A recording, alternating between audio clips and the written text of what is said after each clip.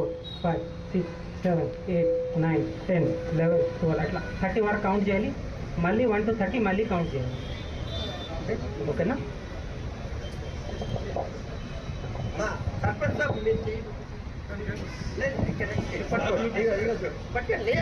ఇక్కడ లీడర్లు వచ్చినది కాదు, మీరే నేర్చుకోలేదు. సమాజంలో మీరు ఉండొచ్చు. ఇట్లా తిప్పండి, అందరు ఇట్లా తిప్పండి, ఇట్లా తిప్పండి, ఈ విధంగా ఇట్లా కొట్టండి, ఇట్లా లాగబెట్టండి. ఒకటైపోయిందా? ఇది వెళ్ళండి, బ్యాక్ లాగండి. డాక్టర్ సాబ్ చెప్పింది కొద్దిగా మైక్ లేకుండే, అందుకోసం నేను తీసుకున్నాను. డాక్టర్ సాబ్ సార్ ఏమనుకోవద్దు.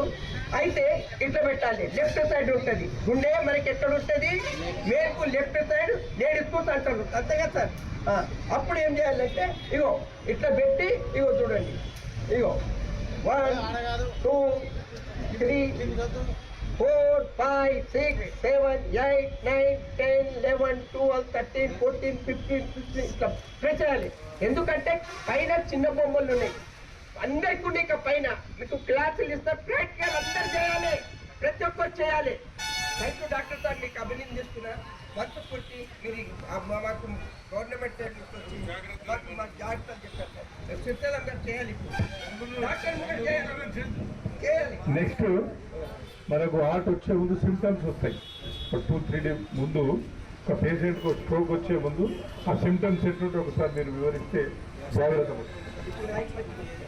స్ట్రోక్కి ముందు అందరికీ సిమ్టమ్స్ రావాలని లేదు, కానీ కొన్ని సిమ్టమ్స్ ఏంటంటే నడుస్తుంటే ఆయాసం రావడము, కొద్దిగా పని చేసిన అలసిపోవడము, బాగా చెమట రావడము, గుండెలో అప్పుడప్పుడు నొప్పి రావడము, తర్వాత మీ గుండె దడ మీకే వినిపిస్తుంటుంది, పాల్పిటేషన్ అంటారు. ఇవన్నీ ఉంటే హార్ట్ ప్రాబ్లం ఉండే అవకాశం ఉంటుంది.